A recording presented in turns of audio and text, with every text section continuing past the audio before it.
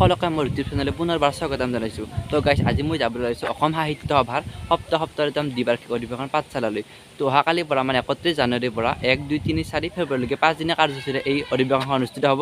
তো কেনেদৰে প্ৰস্তুতি চলাইছে তো আপোনালোকক দেখুৱাম। তো ভিডিঅ'টো শেষলৈকে চাই থাকিব। তাত 10,000 মানুহে খাব পৰাকৈ পেণ্ডেল ব্যৱস্থা কৰিছে আৰু 86 ফুট ওখ জাপি এটা নিৰ্মাণ কৰা হৈছে আৰু বহুতো বিভিন্ন ধৰণৰ বিজ্ঞান মেলা 530 কোটিৰ বিজ্ঞান মেলা আয়োজন কৰা হৈছে। তো আপোনালোকক কেনেদৰে আয়োজন কৰিছে তো মই সকলোবোৰ দেখুৱাম। তো ভিডিঅ'টো শেষলৈকে চাই থাকিব।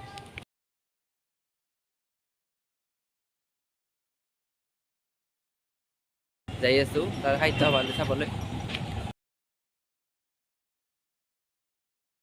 সাহিত্য সভা আহি পালোঁ। তো গাইছ, আমি বৰ্তমান সাহিত্য সভালৈ আহি পালোঁ। তো চাওক, এই হৈছে মেইন গেট। বৰ্তমান চাব প্ৰস্তুতি চলি আছে বৰ্তমানলৈকে। অহাকালিৰ পৰা আৰম্ভ অধিৱেশন। বৰ্তমান মেইন গেট আহি পালোঁ। চাওক, এইটো হৈছে মেইন গেট। এই অধিৱেশন আৰম্ভ কিন্তু বৰ্তমানলৈকে যথেষ্ট মানুহ দেখাবলৈ পোৱা গৈছে। এই প্ৰস্তুতিতে বহুতখিনি মানুহ আহিছে। চাওক,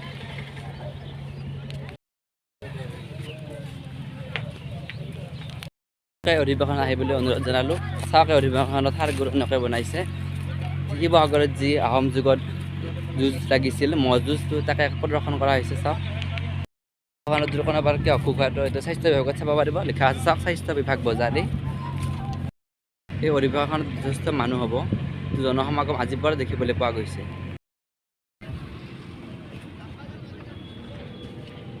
ইয়াত চাপ পতাকা উত্তোলন কৰাৰ কাৰণে বহুখিনি ইয়াত উঠিছে।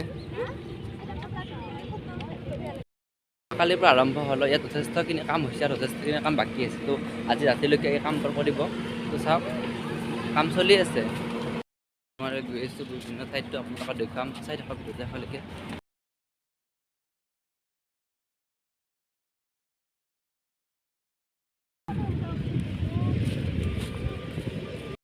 কাম চলি আছে বৰ্তমানলৈকে। মালা গাছ চাওক, এইটো ভিতৰলৈ সোমাই আহিছে।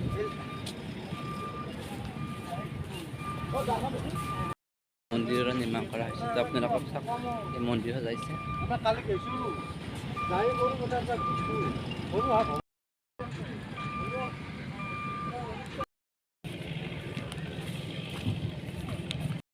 ইৰে খেৰেৰে বিভিন্ন ধৰণৰ বস্তুবোৰ সজাইছে। সম্পূৰ্ণ গাঁৱলীয়া পৰিৱেশ।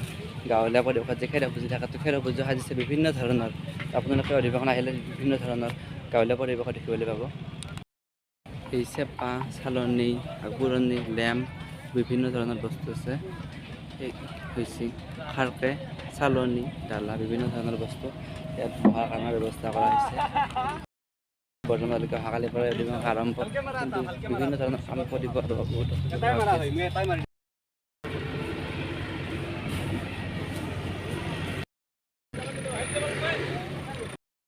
বৰ্তমান গ্ৰন্থমেলাৰ ভিতৰত সোমাইছোঁ, কিন্তু কিতাপখিনি ওলাই অনাটো বিভিন্ন ধৰণৰ কাম আছে। তো আজি বিভিন্ন ধৰণৰ গ্ৰন্থবোৰ ওলাই অনাটো আপোনালোকক অহাকালিৰ পৰা ভিডিঅ'টো দিব চেষ্টা কৰিম। তো অহাকালি এই কিতাপবোৰ ওলাব। তো চাব, গামোচাবোৰ বিভিন্ন জাতি জনগোষ্ঠীৰ অসমীয়া, বড়ো জাতিভেদে এই গামোচাবোৰ সজাইছে। চাওক, চিৰচেন মোৰ ভাষাজনে ইয়াত লিখিছে। চাব পাৰে, ইয়াত লেখা আছে অসম সাহিত্য সভাৰ দ্বিবাৰ্ষিক অধিৱেশন পাঠশালা। ইয়াৰ প্ৰদৰ্শনী কৰা আছে বিভিন্ন ধৰণৰ। আপোনালোকক জনাইছোঁ 87 ফুট ইয়াত জাপিটো মই দেখুৱাম। তো বহুত ডাঙৰ জাপিটো। তো চাওক, জাপিটো চাবলৈ বিভিন্ন জনসমাগম দেখিবলৈ পোৱা গৈছে। 7 ফুট উচ্চতাৰ বহল এই জাপিটোৱে অধিৱেশনৰ সভা বৰ্ধন কৰিছে। চাওক, কিমান ডাঙৰ জাপিটো।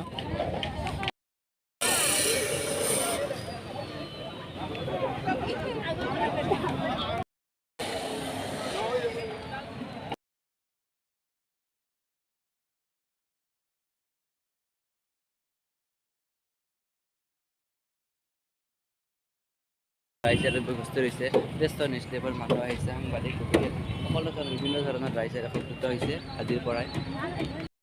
আপোনালোকে চাব পাৰে কিমান ডাঙৰ পেণ্ডেল। চাওক, তাত ৰাইজ বহিব আৰু মঞ্চত বিভিন্ন ধৰণৰ অনুষ্ঠানো পৰিৱেশন কৰা হ'ব।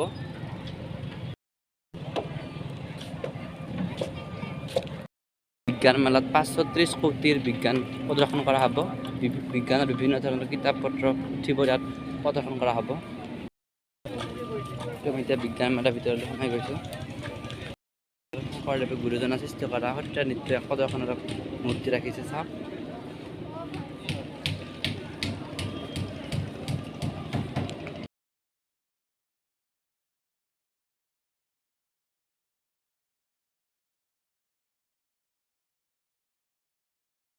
ভাৰতীয় সেনাবাহিনী বহিব ইয়াত গুৱাহাটী সদনাগৰ বিভিন্ন ধৰণৰ অসমৰে ভাৰতৰ বিভিন্ন ধৰণৰ প্ৰদৰ্শন কৰা হৈছে বিজ্ঞানৰ বিভিন্ন অৱদান ইয়াত প্ৰদৰ্শন কৰা হ'ব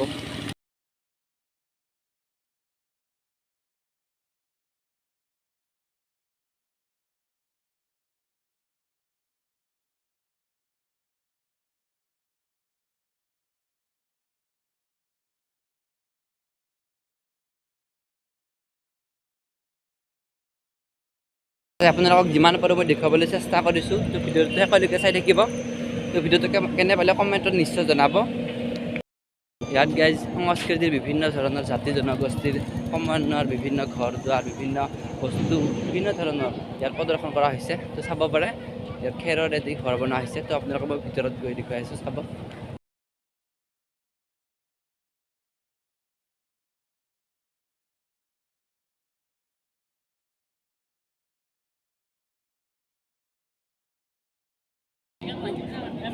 চাওক গৰু গাড়ীৰ ব্যৱস্থা কৰা হৈছে অসমীয়া সংস্কৃতিৰ যি গৰু গাড়ী তাত প্ৰদৰ্শন কৰা হৈছে এই হৈছে চাংঘৰ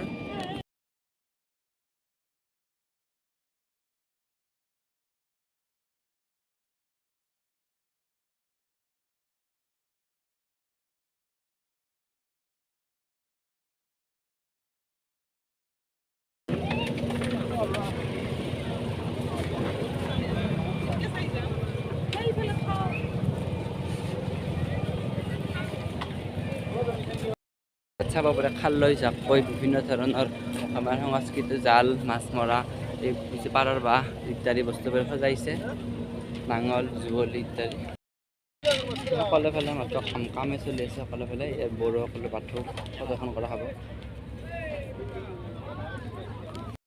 এই অধিৱেশন স্থলীৰ পৰা পিছফালে দেখিব পাৰে ট্ৰেইনো গৈ আছে বিভিন্ন ধৰণৰ বস্তু ইয়াতে নিশ্চয় বিভিন্ন ধৰণৰ বস্তুৰে প্ৰদৰ্শন কৰা হ'ব তো আপোনালোকে আহিলে নিশ্চয় দেখিব